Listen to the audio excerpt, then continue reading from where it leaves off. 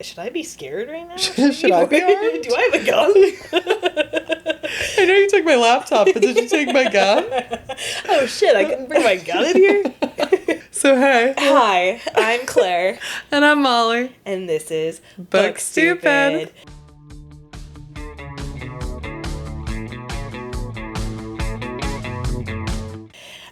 We had some we always have tech issues.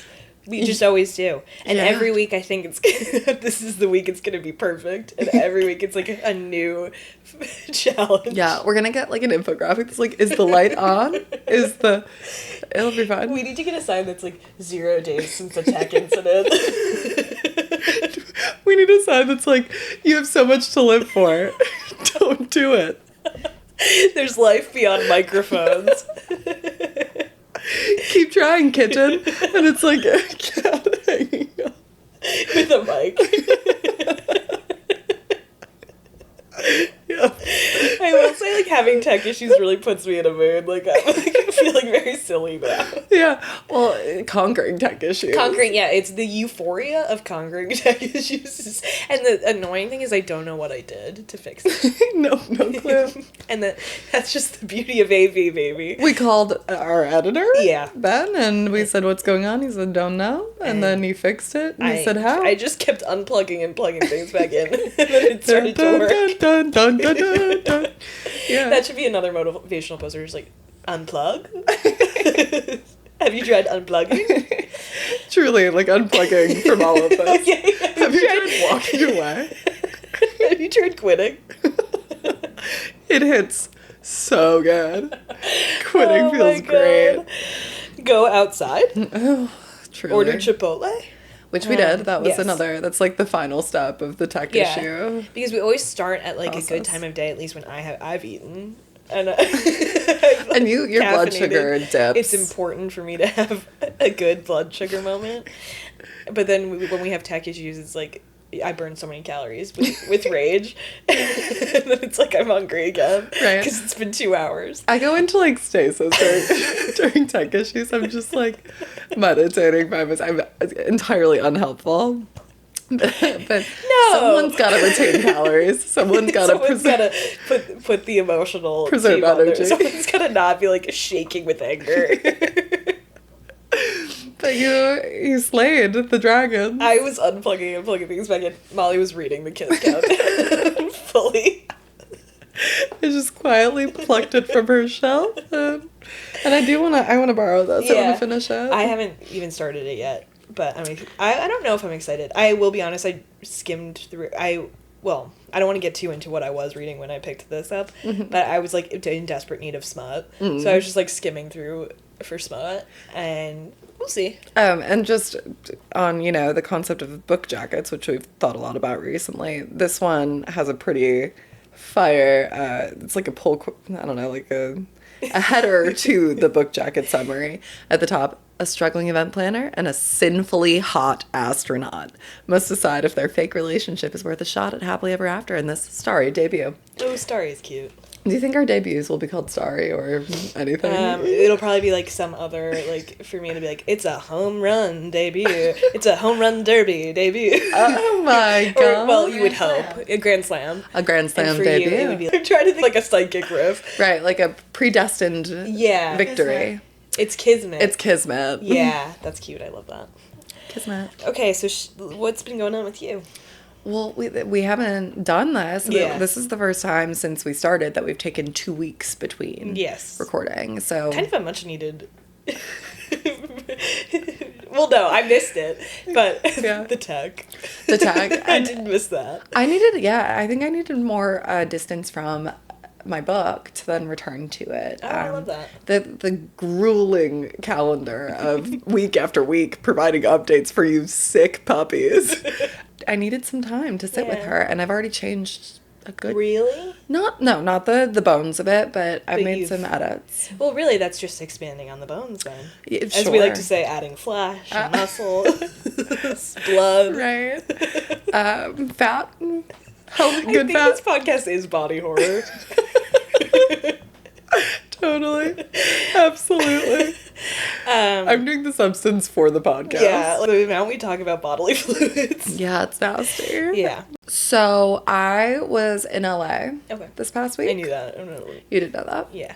And that's really my headline. Like, I'm a New Yorker through and through. I belabor the point on this pod, I really do.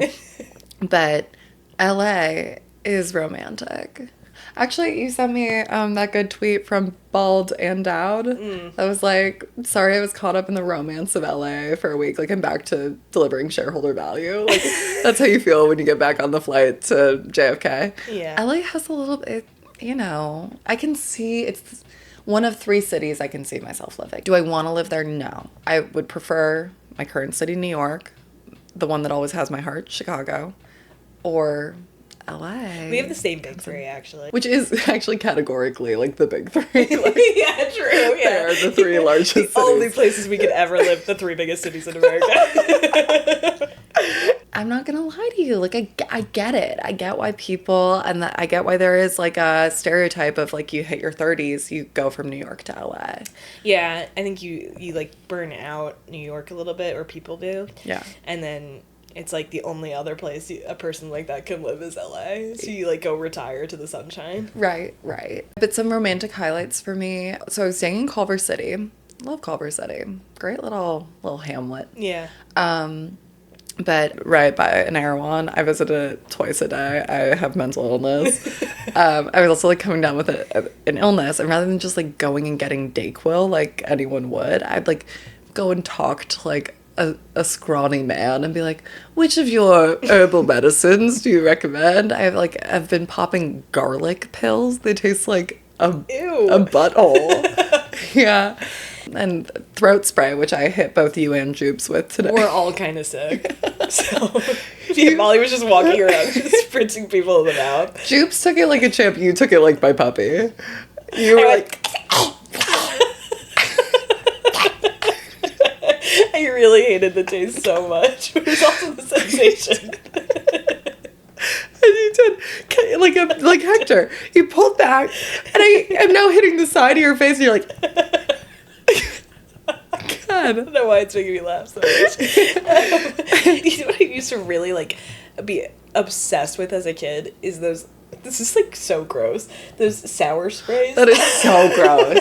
That is so like gross. A gross kid thing. Yeah. It's like I'd just be like talking and be like, sorry, I need a hit. That was like the entry point to vapes for so many. Totally. Thank God I didn't grow up in like the period where like children vape. Yeah. Although I would have been, there's no way I would have had access to vapes, but like I think I have all the ingredients to be a vape kid. It is one of the grossest little candies a kid could have. Yeah. And that like it endures. Like a kid will carry that same spray around for like 3 weeks. Yeah. A month. And yeah. But I was, gross. oh God, I loved it. Why were the adults in our lives like, yeah, sure. I used to go to, the only place that would sell it, I don't know if Jupes remembers this, is Joanne Fabrics. Oh my God, announced bankruptcy this month. Rip. I Sad. hate that. That was a really gross candy. And then the Fun Dips, obviously very gross candy. Yeah. But do you remember there was like in the same family as the spray, there was like a tongue dropper? It was like, I don't know if it was like a tincture. And that was my entry point to Erewhon. Yeah, we were like different fonts of the same kid. I was like, I'd love to go to the apothecary for a tincture. You're like, take me to Joanne Fabrics. You were doing like long cigarette holder, and I was doing vape. Right. Yeah, no, so Culver City, the main highlight, the reason I mention the neighborhood, I was staying at a hotel that's very old and historic, and a number of my coworkers have also stayed there. I was there for work, and like more than one has ghost stories about seeing there. Wow. Which, you don't love that. No, that's really scary, actually. And hotels are so haunted. And this is one of those like deeply haunted ones. Yeah. It's been around since like the 1800s. At one point it was owned by Charlie Chaplin, and another it was owned by John Wayne. it has like this storied history, but even the website like claims it. It's like, yeah, so if you hear creaks, it's like, no, that's not a selling point. Yeah. But I mean, mostly I think it's like a restaurant, cool, like whatever vibe. While I was there, 2 different rap parties were hosted there. Hollywood. Yeah. But here's the thing. Everyone's like, yeah, it's haunted, but you know, it makes sense. And I'm like, oh, why does it make sense? And everybody's answer is, well, it's where all 137 munchkins from The Wizard of Oz stayed during filming. And I'm like, first of all, what? But second of all, you still need to do work for me to connect haunted to, well, the munchkins. Yeah. Like, sorry if I won't just immediately jump on the premise that that's spooky. And I actually think that's like that's very good of you.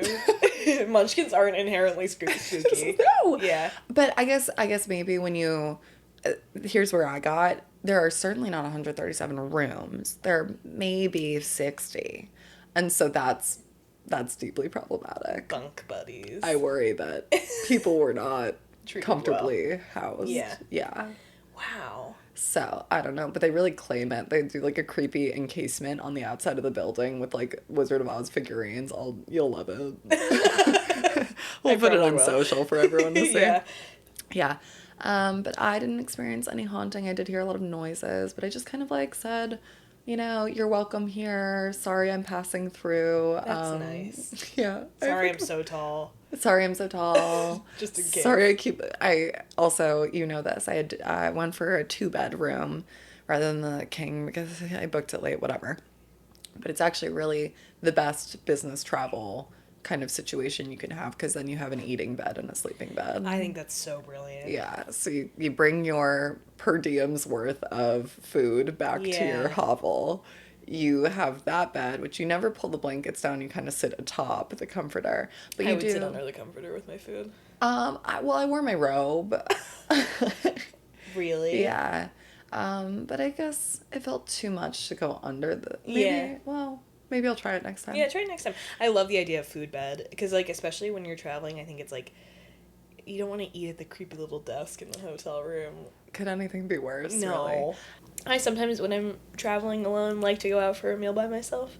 But just because sometimes eating in the hotel room gets a little sad. What I really like to do is eat at the hotel bar. Love that. Yeah. Or any bar, really. Yeah. I love that. Yes. Yeah. What have you been up to? Not a whole lot, to be honest. Been, like, on and off ill. Waking up just like... Do I have a garlic pill to sneak into your yogurt? Ew. Well, I had the beginning of jury duty last week. I don't know how long I'm going to have to serve for yet. You answered the call, though. I did answer the call because I was supposed to have jury duty like 6 months ago, and it was during a time of unemployment, so I went and I was like, I know like this would be a perfect time because I've got nothing going on, but like I'm under extreme hardship. You claimed under extreme hardship. You claimed hardship. I claimed hardship. I was like, I need to find a job and I can't be in the courthouse because they took all your stuff. Yeah, they took your like electronics. Yeah, like so they were like, that's fine, but you have to come back in 6 months, and lo and behold, it's been 6 months since. And here you are, gainfully employed. I went in and they were like, okay, first we just have a quick question for everyone. This trial's 8 weeks long. Is that okay? And everyone said no. Yeah, duh. And provided their various reasons for why that's not okay. Yeah, and then they were like, you have to call back on Friday. What did you give as your reason? Your brother's wedding. My brother's wedding, which really it's on a weekend, so it's not like a huge... But, like, I have to travel, etc. Yeah. So... Yeah, and they were like, we'll call you, but if we don't call you, you have to call us on Friday. Needy. Yeah, and they did call me, and they were like, hey, Claire, did you change your name? And I was like, Did you get married? In the last 24 hours? And I was like, no, I didn't. And they were like, okay. And then they, like, basically hung up. And then I called on Friday, and the voicemail was like, call back on Monday. So, I don't know. I think I'm going to have to go back in this week, but then I have to get out of it. And Jupes has given me, because she comes from a legal background, a lot of different ways for me to get out of them. And my favorite, I think, is she said to say, I think that men are guilty. And I said that to my dad. I was like, Juice told me to just say that I think men are guilty. And he was like, well, that would be lying. And I was like, well, it's actually empirically based. Yeah, it's like, it's actually, I don't know, I do kind of believe men are guilty. It's a peer-reviewed finding. Yeah. I was like, yeah, I'm not lying. Men are guilty. Men are guilty. But one thing I want to say about jury duty is that I think it is for both readers and romantics. Because if you're a reader, jury duty is like a godsend, low-key, because it's like they take all your stuff, they take your computer, they take your phone, and then all you have left is the written word. And it's like no one can talk to you for 5 hours, and Beautiful. you get to just sit there and read your book while like Bless. bureaucrats shout at you. It's Bless. so nice. And so like I feel like you can see all of the readers are like kind of like having the time of their life because they've all got their little books, and it's just very cute to me. And then I also think that jury duty has like airport energy where it's like, where are the hot people? It's completely who's the hottest person my age. Totally. Like, and it's hot to do your civic duty. It's hot and like, okay, to answer the call. You open your mail. I barely do that. Like, that's so They hot. had to get you good. Yeah, they really had to get me there. Like, I don't know. There's just an energy at jury duty, and you kind of form this team mentality. Yeah. Where it's like the bureaucrats were saying like, I don't know, they're court clerks, whatever. I'm loving the bureaucrats. Well, because again, you form this like, it's like we're all on a team, Yeah. low key, and like they were like, you get paid $50 a day, whatever, and they're like, if your trial lasts more than I don't know how many days, then we will provide you with a 1099, because then you will be taxed on what you. And What? that's what everybody in court did, and it was like when the teacher says something crazy, everyone was like, crazy. I don't know, and it's just like, What the fuck you is form that? your own society. $50 a day? Yeah. What could that even, like, what would I owe you in a tax at that point? Yeah, I know. Oh my god. It's bizarre. Wow. They don't make it easy to No. be. Did they play that video? We both do jury duty in SDNY, Southern District. I love the idea that we do jury duty a lot. No, but we really kind of synchronized. Our calls came. Yeah, because our birthdays are 3 days apart, probably. Right. It's like we we're both just like heard the vocational call very. woke up in the night. But I was called in June? May? Yeah. June. Yeah. And then you September, the first time when you claimed extreme hardship. Which I'm gonna have to do again. Stop. I don't know how they ever find a juror, is my question. No, I know. They played a video for me, though, that was like, there is nothing more noble than what you're doing right now. Like, this is the backbone of society.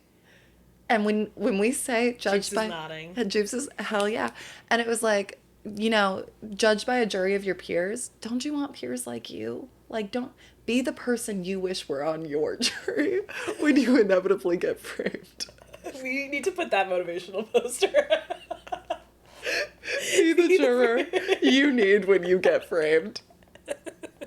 Oh my god, do you have a fear of getting framed? Yeah, no, I especially know now. so many people who have that fear, and it's crazy. No, this not is crazy, developed yeah. recently, honestly. Like, the Columbia stuff is making me really nervous. Like, protesters, like, Yeah. that guy he was arrested for protesting, and then they were like, yeah, we're revoking your visa. And he's like, I'm actually not on a visa, I'm on a green card, which green cards are meant to be untouchable. You are a citizen. Yeah. Well, I guess you're not a citizen, but you're untouchable now. You operate under the law the same as U.S. citizens do.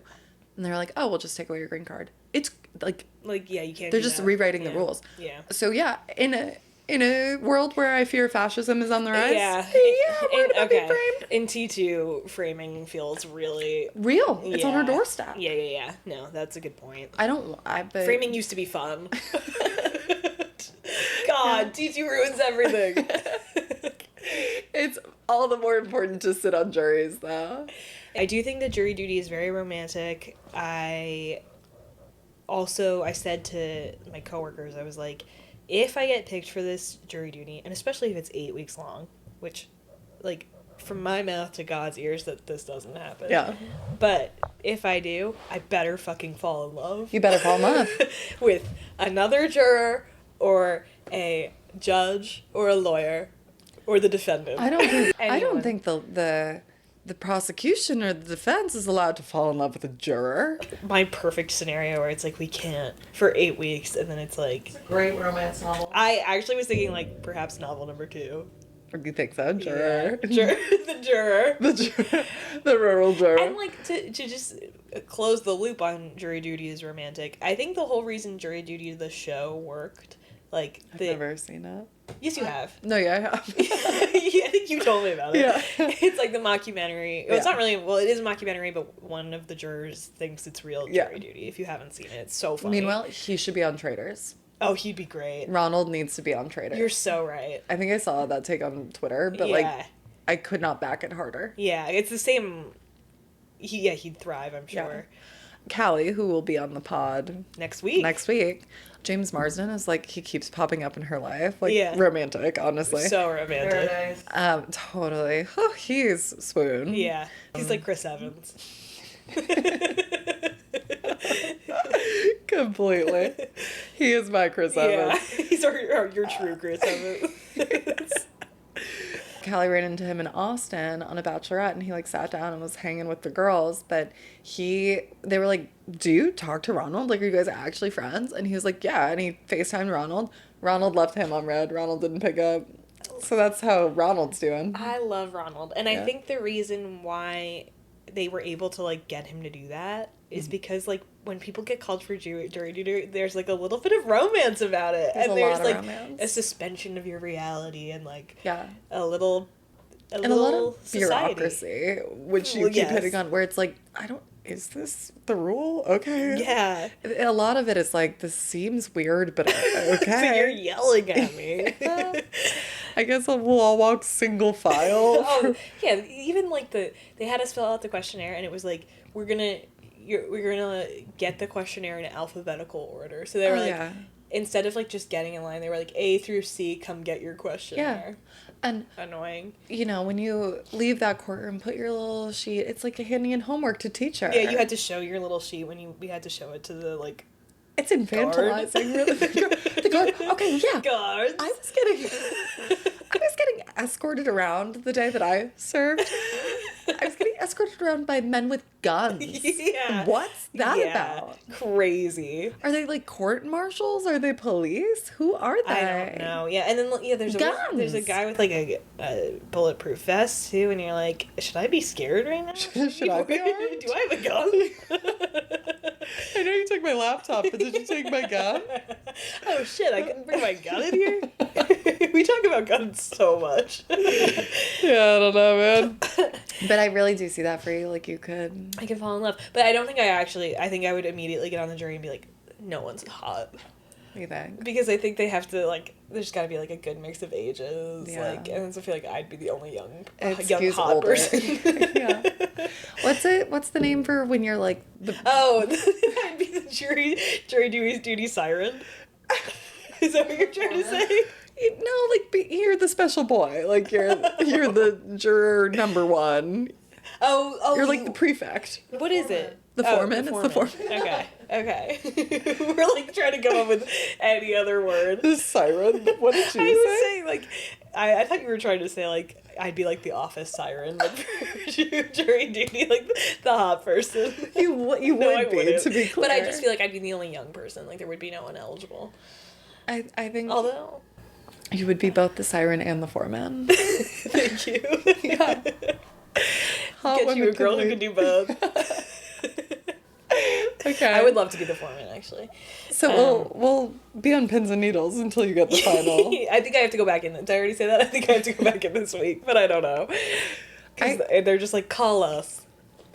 They didn't make me do a survey. They made me go into the courtroom in front of the judge, and then they asked us, like, all right, so now that you know how serious this is, like, you really think you've got an excuse better than what we just laid out for you? I think that's what I have to do next week. Yeah. Is like... They give you a microphone, you have to stand up and give your testimony. Yeah, they're like, say it. If you think it's so special, say it. And I was the first one to shoot my hand up because I was panicking at the time, and the guy with gun walks over, hands me mic, and is like menacing me. He's like, what do you think you've got?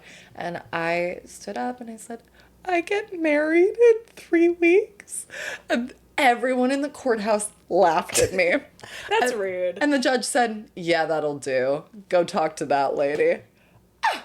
It did cross my mind that I was like, what are things that are happening to me in the next 8 weeks that I can use? I was like, my birthday, but I'm really gonna take the mic and go, it's my birthday. It's my 30th birthday. It's kind of a big one. You still haven't wished me a happy birthday. Actually, I'm kind of the Joey Siren, so... Everyone's talking about how I'm the Joey Siren. I can't be the foreman. I'm sorry. I have to turn 30. Chips, what did you have? I was just gonna say people act so differently when they have jury duty. They're so afraid. Yeah. Jurors hold all the power and they're the most important part. Anything that the jurors say. Like a We say birthday- jump, they say how high. Yeah, pretty much. Like a birthday cake?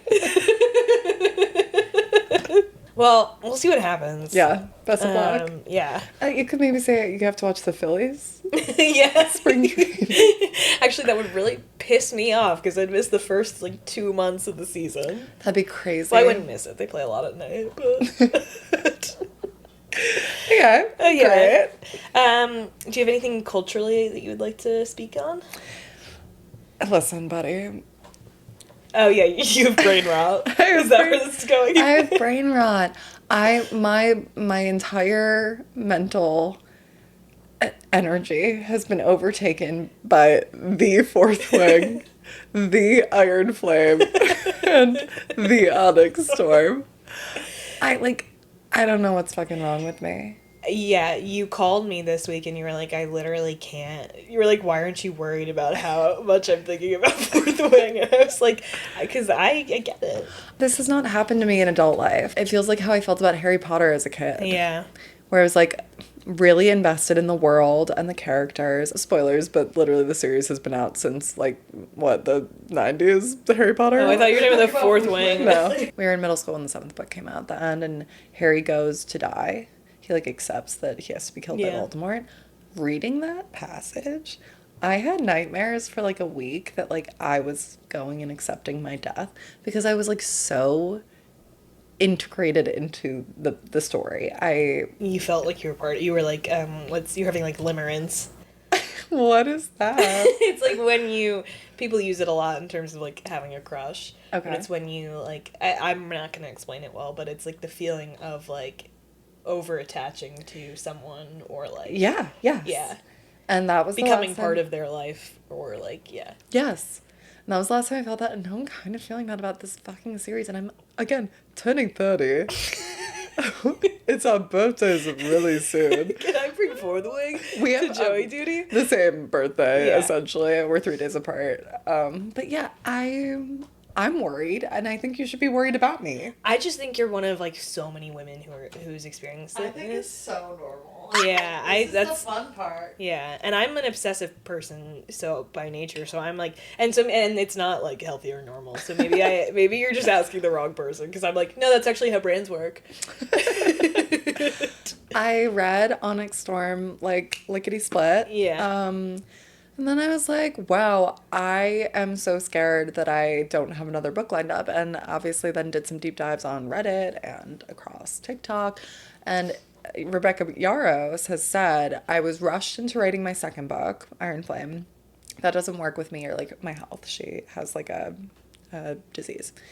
I don't know. It's the same one she writes Violet as having, Yes. but she never names it. She was like, it doesn't work for my health schedule, so the best I can do you for is one book every 2 years. And so we have 3 books of 5 planned in the Okay. series. And we won't get the next one until probably 2027. And I'm like, Tough for you. okay, but then it gets even weirder. Now I'm 30 plus. Oh, 32? I'm 32. I'm being weird about it. I finished the 3rd book, immediately went back and just started skimming the first 2 again for passages where the 2 of them are falling in love again. Okay, but here's what I want to say about Onyx Storm. I'm realizing I am able to buy in so hard on them because they have been pretty much unequivocal about their love for each other from very early on. Yeah. Yes, they have miscommunication for almost the entire second book, and yes, that bothers me a lot. Yeah. But you as the reader never doubt their feelings, and there's never any kind of like, oh, like maybe I'm into this other person, or maybe I'm like actually fundamentally doubting our compatibility. No, they're sure of it's that. circumstance stuff, and then that's miscommunication. But you as the reader understand the whole time that she's like so in love with this man, and he's so in love with her. But it's, circumstance, and the circumstances, I actually think Yaros does a fantastic job driving stakes up and up and up with, like, yes, the war of it all, but also the magic. Yeah. But then, like, magic stuff, too. And I'm just like, it is such a sweet relief that I can trust that these two fucking love each other.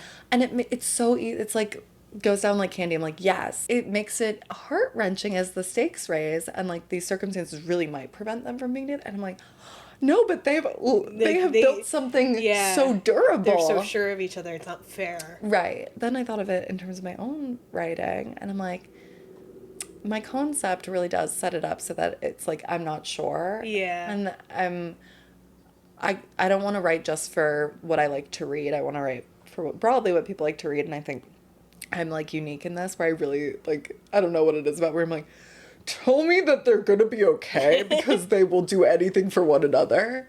But I don't know. It makes me, I was like, should I just, like, throw in the towel and write romantasy? I can't. Whoa. I don't know. You'd have to learn so much about war. I have to learn about war. But it's hard for, like, a realistic, like, contemporary romance. Right, because people just don't. What could the stakes be? I mean, if I go John Green with it and it's like everyone has cancer. Sorry. No, I mean, that's a good, I think that's a good compare. You have to have something where it's like the stakes or the circumstances that they're in make that. I was thinking about this with my book a little bit this week, where, like, I kind of want one party to be like, I kind of like it when one person is super sure. Yeah. And I like it when it's the man. Yep. Like, I kind of don't need both of them. And I think that's more realistic. It's not super realistic because I don't think people act like that. But, like, I kind of like it when one person is like, no, I've always known. I know. I like that too. Which is, I mean, someone has to. We've talked about men pining and how we like that. I saw you once at a party. Saw you once at a party. I broke up with my girlfriend. Upended my life. Yeah. Yeah. Doing a lot for me. Can't wait for 2027. Also, for whatever reason, dragons. That's fine for me. Yeah. Vampires. Might be over vampires. Maybe you need to try another romantasy to see if... Alright, so I did go on this journey where I was like, am I just like a romantasy head? Because, like, it makes it easier to raise the stakes. We'll still have people be sure of each other. Downloaded 2 recommendations. One is Serpent and Wings of Night. God damn. It's an article on Neverland. Serpent and the Wings of Night. That's a vampire one. And then I downloaded Divine Rivals. Okay. And that one, I can't tell if they're, like, magical. It's like gods are alive. Percy Jackson vibes. I was kind of like...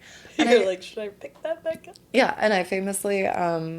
I love to read on flights, and I was flying back from LA, and I tried both of them. Didn't scratch the itch? I ended up rereading Fourth Wing. Girl, okay, now I am like, wow. So scary. I think you should try ACOTAR, though I have a lot of shit to say about ACOTAR. Not all of it positive, most of it negative. Can I just, like, dive in wherever with ACOTAR? I mean, yeah. I think it would be confusing, though. Yeah. Yeah. But there's so much you have to do to get it to a good one. Okay, no, I think the second one is good. The second one is fine. Yeah. Okay. The fifth one is great. Or fourth? I don't know.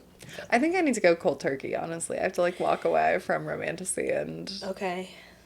I need to stop rereading Rebecca Yarros. I mean... Well, I don't know if I've done that with a book, really, but I've done that definitely with, like, TV shows or movies where I, like, rewatch and fixate. Yeah, well, this isn't working for me. Okay. I need to break free. All right. Well, I will hold your hand through it. Okay, yeah. What about you? What about your culture? Tell me about your culture. Well, I have a big announcement, and it's that I finally finished The Bodyguard. And all I have to say is that book can go straight to hell. I hated it. I know I just listened back to the episode where I first started reading it, and that was episodes ago, because I hated it so much I couldn't physically read it. It's just awful. It's awful. And when I first started, I was like, oh, this is a fun premise. I want to apologize for if I misled anyone into thinking that that's a book they should read. Put it down. Yeah. Awful. Yeah. So bad. I'm sorry. And I don't mean to be but it really was really bad. The ending. We're going to spoil The Bodyguard because our strong recommendation is that you not read it. Yeah, let us help you. The ending is bananas. They, like, pull together, the author, own what you did. Own what you did. So much happened in this book. None of it interesting. So just to back up again and explain The Bodyguard in detail for a fourth time, this woman is a bodyguard. She gets assigned to protect this celebrity. A Chris Evans type. So hot, like Chris Evans. And she's trying to get this promotion in London over her ex-boyfriend, also a bodyguard. Then she, like, immediately falls in love with the celebrity. Immediately. And we're supposed to believe she is the most professional... I keep calling her a security guard. Bodyguard that you've ever met. Paul Blart Mall Cop. And you know what? She's way more Paul Blart. She's she doesn't so know how to Paul do Blart. fuck all. She's so Paul... You're right. She's only identified through this, like, veneer of professional, like she's so tightly wound and so, like, authoritative because of her professionalism. The girl cracks. Immediately. Immediately. I could do a whole hour on this book, so I had to literally make notes of the exact things I'd like to shit on. Please. Because otherwise I won't stop. But these are all my notes. Horrible writing. Unskilled protagonist. No smut. None. You're like, God, I have really put in the hours on this. I better get at least one good old-fashioned romp around. Romp around. And there's none. That's crazy. And you then get, like, an arm around a shoulder. A chaste kiss. You get a chaste kiss, and also we are meant to believe that she is a bad kisser. Because that their first kiss, where, like, her ex-boyfriend, huge jackass, said to her, oh, and by the way, you're a bad kisser. Which, I'm sorry, is also so PG. Like, it's like, no one would ever say that. Like, if he's trying to cut you, he'd say, like, you're bad and bad. Like, you're a bad little kisser. Yeah, although I think that would really wound someone's pride. You're a bad kisser? Well, but, yeah. It just felt very juvenile. It did feel... Well, the whole book is extremely juvenile. It's actually it crazy. is. It really is. But their first kiss, she's like...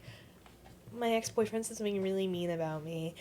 She tells him that her ex-boyfriend said she was a bad kisser. And we're meant to believe she's the paragon of security. She can't even hide this, like, horrible secret. What a flimsy motherfucker. And he finds it hot that she told him that. I'm like... Bring back secrets. We should all know less about each other. That's a crazy thing to tell someone who you want to be in love with. That's crazy. And he's like, no chance. Let me show you. And you're like... And he's like, no. If he told you that you're a bad kisser, it's because he's a bad kisser. No. No. You might just be a bad kisser. She very well might be. You don't know, sir. Yeah. And I just... Okay, but horrible writing, unskilled protagonist, no Which smut. that one is damning, by the way, unskilled protagonist. Vaguely Republican, and you did try to put me onto that. Yeah. But I would just like to go through a few quotes, if you don't mind, to just explain myself. Okay, the bad writing thing. Here's an example. Something has happened where now the celebrity, he's being stalked, and, like, something happened where they're like, now we have to, like, increase his security. And... New protocol. And, like, that would have been an improvement. Because here's what I'm about to say. Glenn, this is the boss, says, needless to say, was not pleased. Take a jog to HQ, ASAP, his final text said. Let's figure this the hell out. This definitely bumped Jack up to threat level tangerine. Or even persimmon. That makes me so mad. I know! It's like, stop being cutesy. Like, That's not. This is a business with protocols. This is a business. Marketing has better, like, marketing teams say fire drill for fuck's sake. Say like 3-alarm fire or something. I want to know this author's deal. Has she held a corporate job? I don't think she's ever lived in the real world ever. And that's, I think, one of the larger points I want to make is I have to believe that you had real relationships with people. That you've kissed a man. It feels like her only real experience she's bringing in is someone saying, "You're a bad kisser." Yeah, it feels weirdly personal. And babies for babies. It's a book for babies. I would recommend this to a teenager maybe. Yeah, honestly. it's a Cocomelon chaser. And I need some. I just can't do this. I really can't. And okay, and then here's an example of her being an unskilled protagonist. So when she's always like making suggestions. First of all, she's making suggestions and I'm like, you're in charge. Why are you making suggestions to this person you're supposed to be protecting? Like, what if we... You're the authority here. Say what you're... What? Say what we're doing. Just take charge. I'm short-circuiting because it's making me so mad. But this is a point where, like, they're at the hospital. She's with this celebrity at the hospital because there's, like, 1 billion plot lines in this book. Many. Too many. None of them good. Not a single one. And because he's a celebrity, people start, like, taking pictures of him. And it's like, oh, no, they're going to think we're dating. And they, like, go into a supply closet. She goes... Here's an idea, I said after a minute. I've got eyeliner in my purse. Maybe we could draw a mustache on you. What? I'm just like praying for patience really quick. She is suggesting, and again, suggesting, not just like making an executive decision because she is his bodyguard. She's saying, what if we draw a mustache on you? And that way people won't know it's you. Oh! What if we find a trench coat and you stand on my shoulders? What if you hold a newspaper in front of your face but cut eye holes out in the middle? What if I pants you? Like, what? Make a real suggestion. You are a professional bodyguard. She's not. Okay. She's not. Don't you have a gun? Don't you have anything? I don't think she has a gun. What? What do you do? I know. I think that part of what you're hitting on, though, it's like the unskilled narrator. You can't have a woman whose, like, position relative to the man is, like, authoritative, like, security, like, decision owner, and then also have all these Republican motifs that she ends up indulging. Yeah. Yes, you can't. Yeah. Sorry. No, and, like, the Republican, there was really one Republican thing where it was, like, it ends with a Thanksgiving dinner with the whole neighborhood. The whole town, it goes full Sweet Magnolias. Which we do love Sweet Magnolias, streaming now on Netflix. They own what they are. Yeah, true. The bodyguard is Sweet Magnolia in a trench coat. with an eyeliner mustache. There is one line at the end, at the Thanksgiving dinner, where they're like, and the dad makes a speech about how beautiful America is, and you're like, what is going on? I can't believe I just read this. Yeah. Oh, and then there's also a security threat that makes its way to scarlet or crimson. Yeah, what's the appropriate fruit? Maroon. Plum. Kumquat. Yeah, the end is crazy. It's like he gets almost murdered, and then she gets shot. She gets shot. And it's again, why don't you have a gun? You're a bodyguard. He got murdered? He almost gets murdered. Well, he has an the stalker enters his house. They thought that they took care of the threat level. Turns out the threat level. They had the wrong guy the whole time because they're terrible at their jobs. They don't know how to be bodyguards. It's crazy. Yeah. I think you can't pick a profession like that. It's like goes back to your thing about like the narrator has to have authority. You have to hold up your end of the contract. Yep. And I think it's tough with something like a bodyguard where it's such a like I would have to do a ton of research to write a bodyguard convincingly. And you can't be a bumbling bodyguard. Like, you can't be Paul Blart bodyguard. You can't be barefoot and pregnant bodyguard. Yeah, no. Like, you have to wear your bulletproof vest. Seriously. I don't believe she's ever guarded anything in her life, is what I Me came neither. out of this book with. She's a fool, a damn fool. Yeah, she's really, really, it was so annoying. Okay, and then the last thing I really wanted to talk about with this is the importance of accessories Yeah. on your characters. Love that. Because I know we've talked a lot about, like, looks and, like, whether or not you should talk about their looks and Must stuff be like hot. that. Don't talk about tits. Right. Chris Evans, hopefully, looks like Chris Evans. Something in this book that I read and then the book I read after, I feel like accessories were, like, an interesting... Okay. Used in two different ways. Spill. So, like, one in this, the actor is once described, and again, you're not gonna like, if you don't like, I hated everything about this book. Yeah. So, they're not good accessories. The guy, the celebrity, is once described as wearing a corded leather necklace. But that is absolutely perfect to situate him. I cannot think of a better accessory for that man. Yeah. Pejorative. Like, okay, Dawson's Creek ass. Yeah. Protagonist, this woman, and that's clearly her version of, like, I just have such a horrible opinion of this woman. I really... Anyway, and then often she describes her own clothes, the narrator. At one point she describes wearing a girlfriend blouse. What the hell is a girlfriend blouse? What would that possibly mean? What in the Ann Taylor loft? What do you think a girlfriend blouse I think it's like I think it's the author being like, it's a blouse someone who has a boyfriend would wear. Right. I'm seeing peplum. Yeah, me too. I'm seeing peplum and like a gingham. I just feel like these accessories, I was like, gross. I don't know, it really like... Gross, but perfect. Perfect, yeah. For them. And for someone who would, I guess, like this book. I just... Yeah.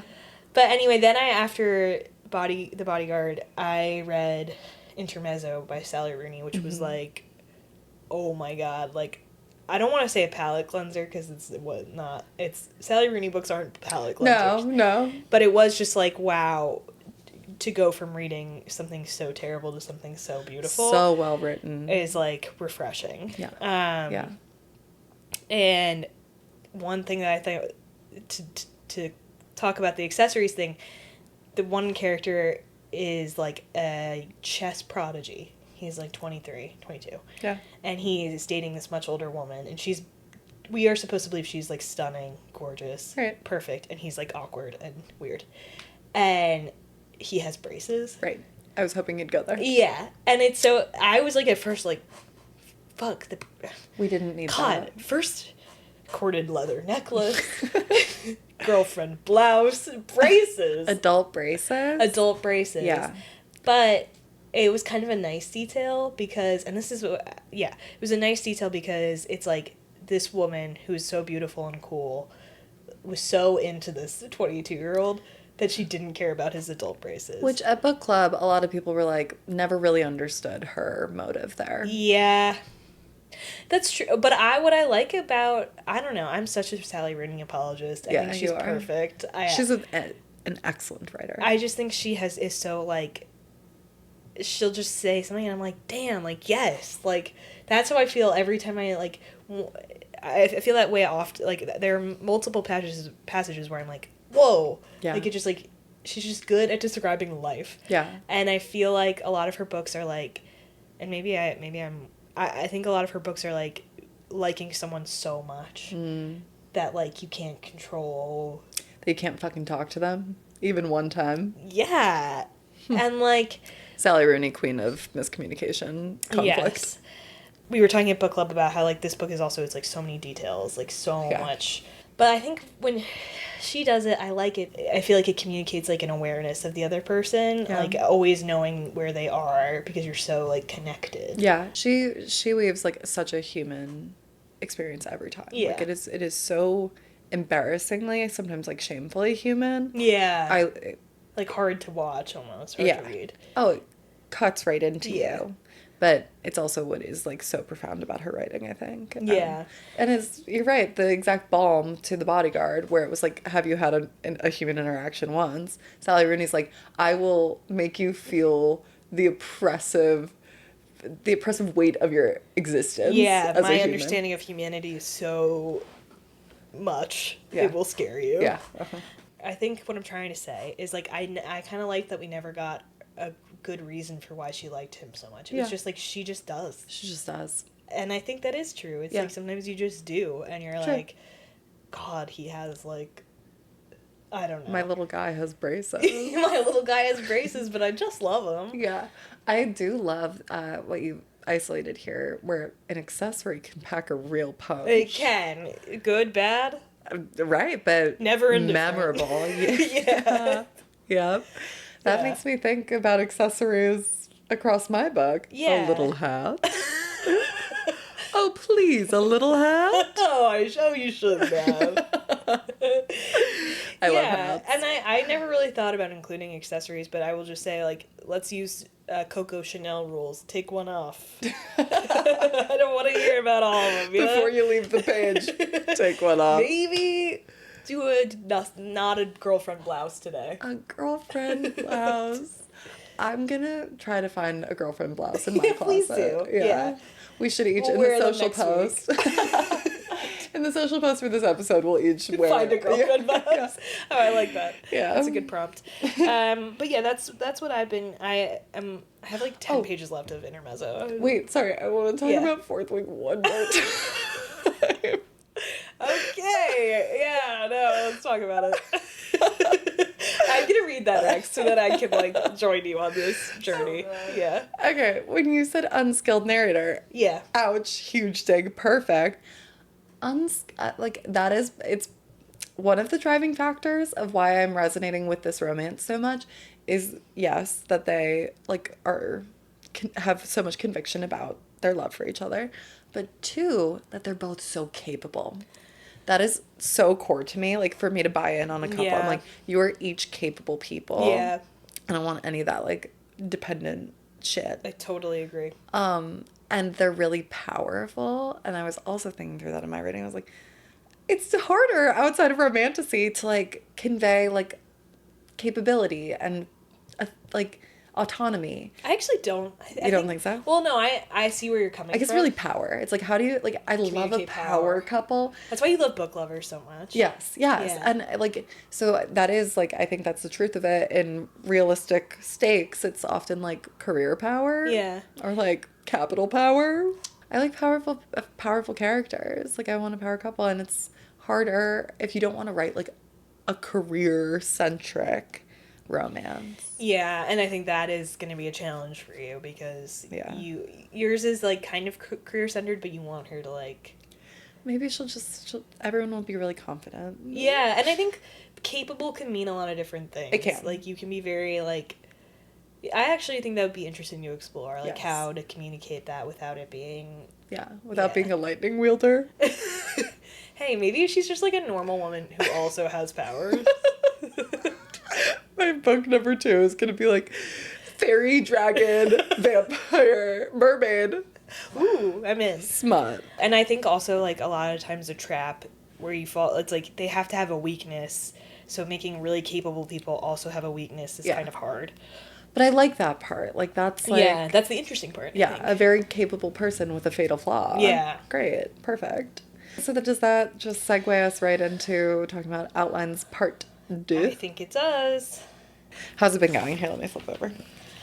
It's been going. I feel like I made decent headway with my first outline part 1, so I kind of was, like, tying up the loose ends with it. You're just kind of waiting for me to catch up? And I will... No. I'll still say, like, my outline isn't, like, good. Like, it's not... Like, I don't have any of the... And I might have said this in the last episode, so I apologize if so. I don't have many of the details themselves figured out. I just needed, like, these are the, I guess, kind of things that need to happen. Yeah. And I was struggling, I think, and I probably said this in the last episode, but I was really struggling with, like, midpoint on. I don't know, because you have to figure out what the false victory / false defeat is. Yeah. And I was like, I don't know what that is yet. It's smut, right? Bingo, baby! Because I was like, I was getting really fixated on, like, what's happening with her job? Right, like, right. And I'm like, Claire, wait, you're writing a romance novel. Uh-huh. Like, let's find our joy again. let's find our purpose in the smut again. Yeah. And I returned to save the cat. God damn it. God love her. And I was like, I wonder if, like, someone has done Save the Cat for, like, one of my favorite romance novels. So I just By started, who, like, might I guess? Could it be Emily Henry? that's all I do is talk about her. No, I love her. Anyway, I ended up on a Save the Cat, book lovers. Forum. Yeah. All my tabs are, like, Reddit AV pages and Save the Cat. But that was, like, really helpful because I don't know, I just needed to see it said... Wait, so someone had plotted book lovers. Book lovers to the beat sheet from Save the Cat. And I was like, oh, the midpoint here is that they, like, finally get together. And so I was like, I think that just has to be what it is. The midpoint is the smooch. Yep. And more. Smooch. Smooch and more. And more. So that set me free a little bit and helped me get there. And then I think the other thing I took away from this week was, like, it helped... I have the questions I need to answer. Would you like to hear them? Yeah, please. There's only, like, 4 or 5. Fun, I love this. I think these are just, like, the details I definitely need to figure out probably next. Okay. But... Sorry, I'm pulling it up. Okay. But these are the ones I'm kind of struggling with. So Zach is the name of my love interest, for now. Hey, Zach. Yeah. Why does Zach want or need this show to be successful? Like, why is he there? Got it. Why does he care about this? Like, what are his stakes? Okay. And then, what is my main character's ending career-wise? Like, where is she gonna end up? Mm-hmm. Does she get fired from her job? Does she leave? Does she experience extreme hardship? Does she have jury duty? And, like... Again, I think I talked about this last week, but, like, also, how does reality TV play into this? How do I not make reality TV the villain? That's a question I talked about last week. Yeah. Yep. And then, why is she so... Because I think her weakness is going to be that she's very, like, invulnerable, stubborn, thinks she's... I'm kind of doing a Pride and Prejudice thing a little bit. Where they both are, like, really stubborn, toxic, or, like, really, like... both really think they're always right, you know? And I have to figure out, like, why she is that way. Okay. What is her trauma? We return to what is her trauma. Right. Which is something we're going to write into the whole time we're writing, For sure. But I think I'm getting closer on that one, so I feel good I feel a little bit okay about it. Okay, these are really great questions. Thank you. Don't have answers, so if anyone does... anyone can tell me about my story. Yeah, that'd be really nice. That'd be good. But yeah, I think I also started making... Last week we talked about making a playlist for our... Yeah. And I started in on that. We should share the playlist when this episode goes live. Okay, I can work on that more until then. Same. But I have, like, a good starting point. It's all, like... maybe I'll read some of the songs I put on mine. Yeah. I'm going for, like, okay, I will say the first 2 I put on, one was a Taylor Swift song and one was a 1975 song. So we're kind of doing, like, a Taylor Maddie Healy relationship vibe. Love. About You, I put on there by the 1975. Cowboy Like Me. Yeah. Because they're both cowboys. Oh, yeah. In essence. In essence, yeah. Because I think that song is about, like, 2 people who are, like, really obsessed with success. And therefore...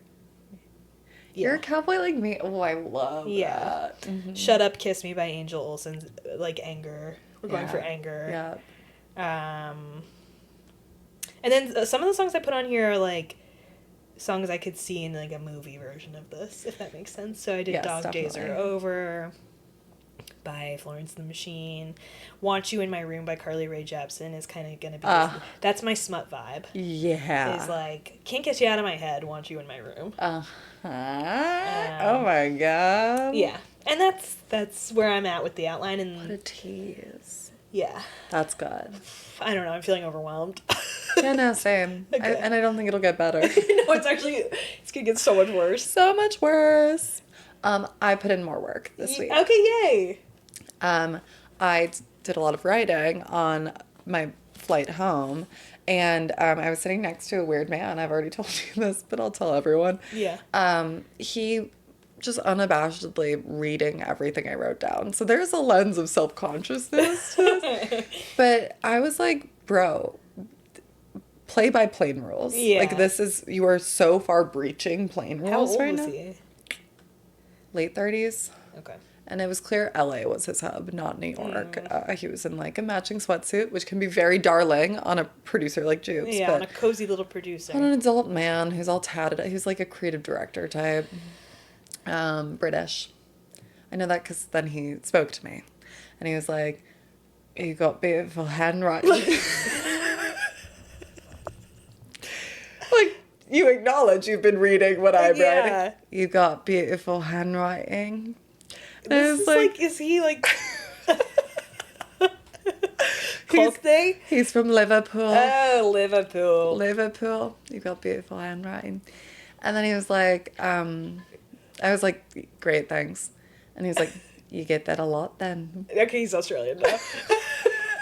You get that a lot then. Not the first time you've heard that. I think you do have beautiful handwriting for what it's worth. Thank you, but at the same time, I was like... Why do you keep getting hit on public transportation? I don't. Crazy people are being weird to me. Nothing more. I did, after that, kind of close up shop and say, maybe this is enough, but... I also tried to write my outline on a plane, and I couldn't. Planes are romantic. Planes are romantic, yeah, for sure. Yeah. But we need, like, privacy screens. Yeah. We need to start flying first. We need invisible ink.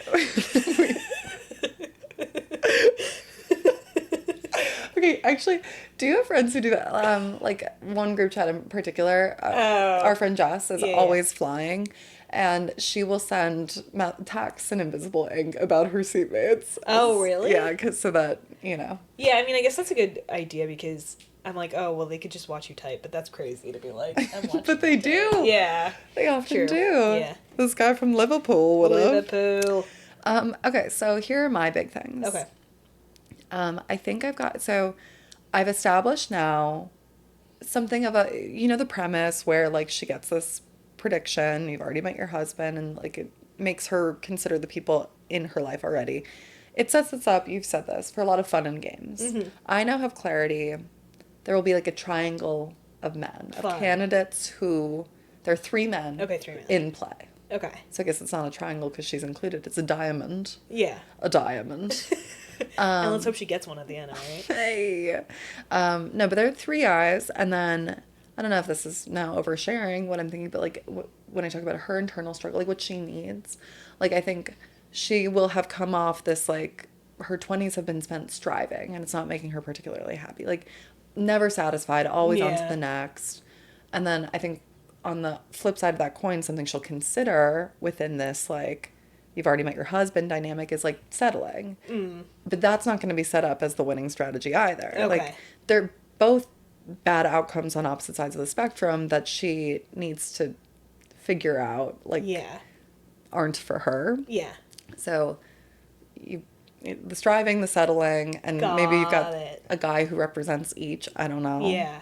But, so I kind of clarified that in my head, like, these guys. But the big open question for me is, like, how do I raise the stakes? Like, that beat, 10. Bad guys close in. Yes. False place for hero to rebound after false victory or failure. What will threats increase?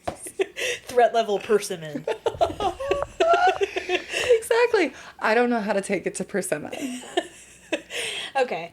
Do you know, like, what her follies are going to be? Yeah, I think the biggest folly will be, like, defaulting back into how she'd been living, where it's like, not super happy, not super enriching, but, like, always, like, wanting the bigger, flashier, bright, like, better thing, pursuing all the wrong stuff, really. But, like, I expect it will take the shape of a guy coming back into her life that represents that, but I don't know how to make it, like, it's got to be an offer she can't refuse, where she's, like, starting to learn her lesson. Got it. But then she forgets her lesson and considers a bad choice because it's everything she thought she wanted before. Maybe it's a guy. Sorry, are you open to ideas? Please. Maybe it's a guy she, like, had a crush on or something. I think I've got the guy in mind, but I need the deal to be sweeter. Yeah, like, he has to be, like, what would represent that really striving thing? Yeah, where it is that, like, power broker. Maybe it's the famous guy from Bodyguard.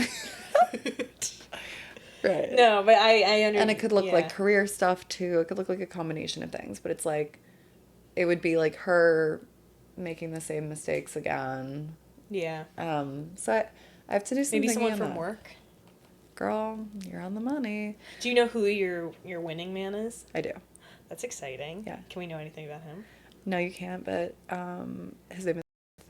Oh, I love... Oh, like, as in... Yeah. That's a really good name for a love interest. I love that. Otherwise, I'm having, like, a lot of fun with the fun and games Oh, section. good. I think that's great. I'm happy for you. Yeah.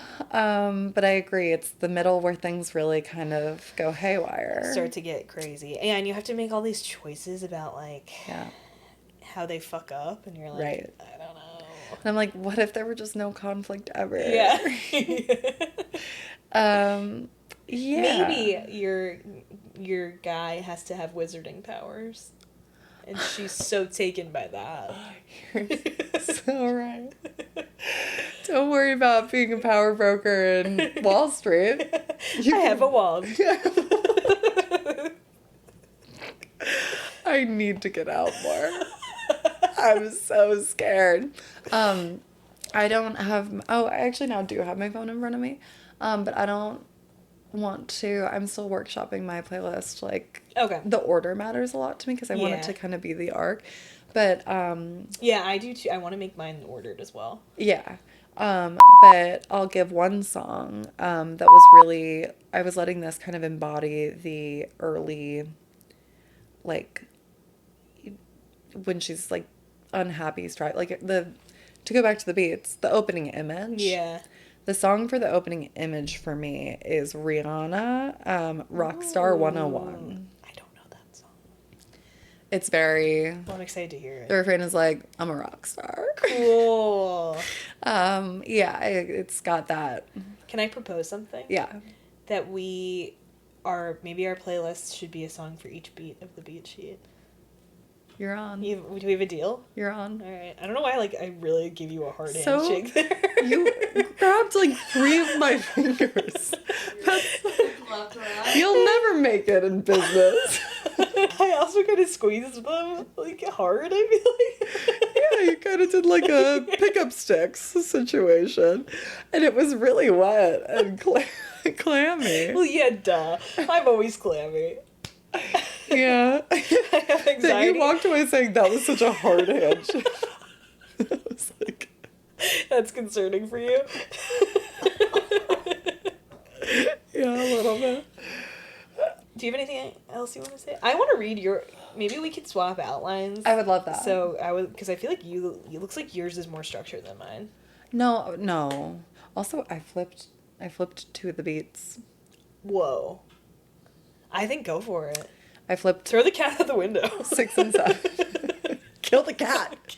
Kill it. Kill the cat. Call the fire department. Kill the cat. Hang in there, kitten. Okay. Yeah, I flipped 6 and 7, and I'm not sorry about it. What are 6 and 7? 6 is break into 2, and 7 is B story. I introduced I my think B that's- story just before I broke into 2. I'll allow it, and I'm on a jury. So Wait, here. You wish. You fucking wish.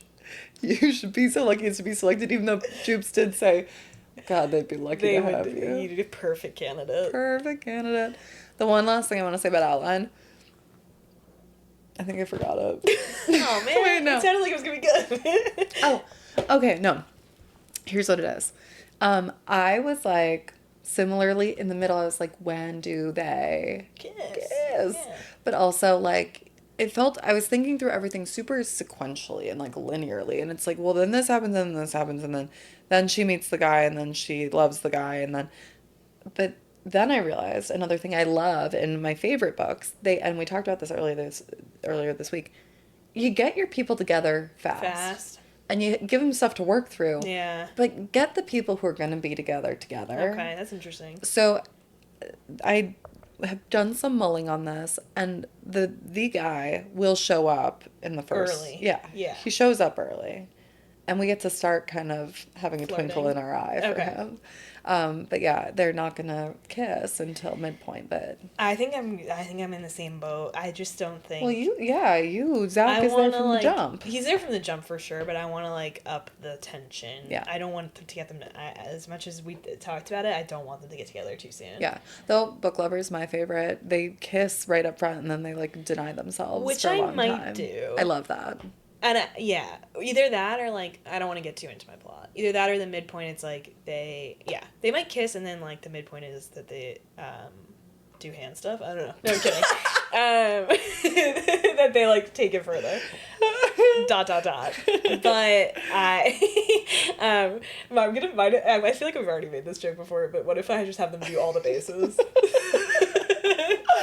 don't think I've heard that joke before. That's so funny. Sliding to first. Yeah, I think I'm gonna draw it out a little bit, I think. Yeah, but I think particularly because I'm working with like a menagerie of men, I was like, oh, we'll do the wrong thing and then we'll do the... Yeah. No, I need her to meet the right guy but do the wrong thing. I think your instincts are right on. Okay, on cool. Okay, well, I definitely want to read your outline because I feel like you're gonna read mine. Mine has the word lol in it like 10 times because I'm just like, and then she does this lol, like so. Mine is just such scratch McGee, but I'm getting scared. To that point, yeah. We should get to what's happening next, and it's that Julia made us an outline of she got her gun. She got her gun, and she outlined all our goals for the rest of the year. Yeah.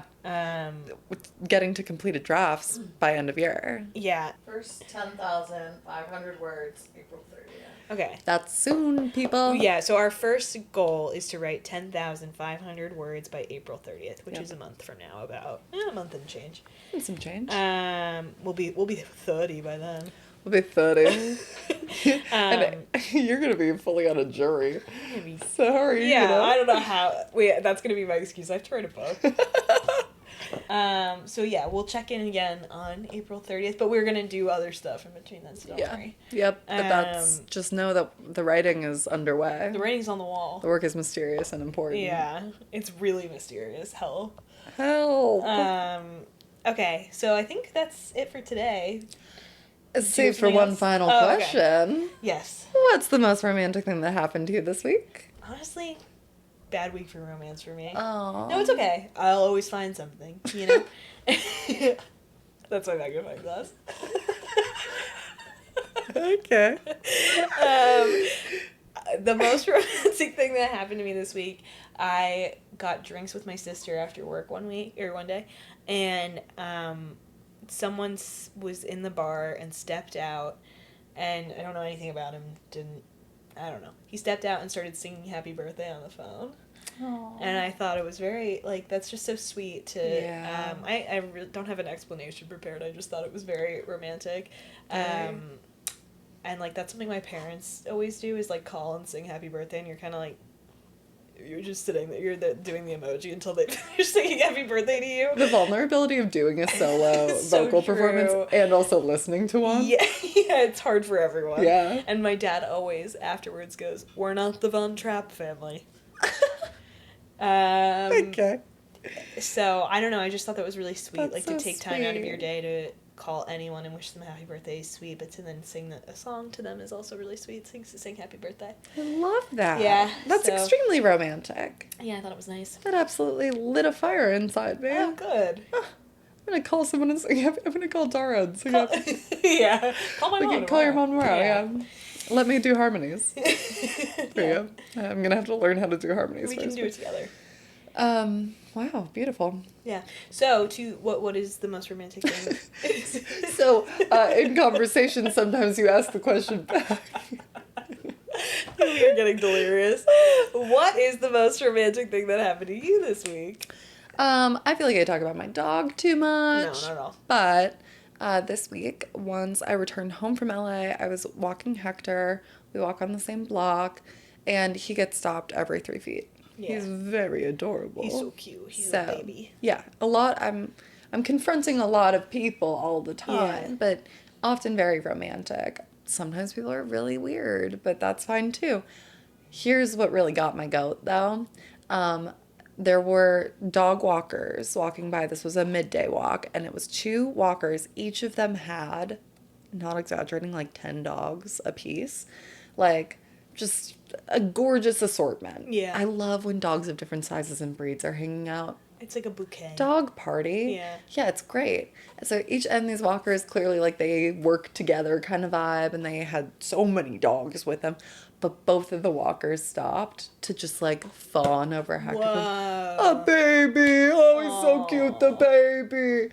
And they like did that for a good 30 seconds. And here's what I think is so romantic about it. First, like, oh my God, stop. Yeah. But second, you're doing what you love. Yeah. If you've got 10 dogs apiece on hand, but you're still stopping to just ogle a Yeah. puppy, you do this for the love of the game. Yeah. Like, you just love dogs. And also, sorry.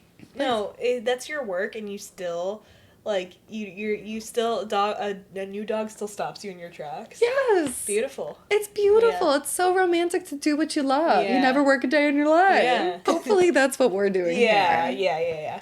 I kind of feel like it. I but- think so too, because look at how you felt about Fourth Wing. Like, that stopped you in your tracks. Yeah. It did. It Yeah. did. So, I love that, and I think it's romantic to holler at strangers on the sidewalk too. It Yeah. is. We should. I think I've been talking about this a lot. I think we're returning to an age of people speaking to each other. Yeah. In public. Yeah. And making conversation, and people want human connection now more than ever. People need third spaces. Join my network of collaborative, like-minded individuals. No, yeah, I totally agree. Yeah. People want to, and I do think that Hector, once we finish his vaccination schedule and he can walk around freely, He's gonna gonna be love- one of your best flirtation tools. Yeah. Well, if he takes after his mother, he'll be like, "Hey, I've got someone for you." Have you met my friend Claire? She's great. Her hand tastes amazing. Yep. Cool. Well, next week. Did you say to Shake that? on it? Yeah, I got such a bad reaction from my shake. Sticking to pound it now. Next week we have a special guest on the pod. Woo! And the week after that, It's true. we're doing a parade of friends. Brilliant writer friend. Brilliant writer friends. Sorry. Yes. Yeah, it'll be great. Okay. Good night.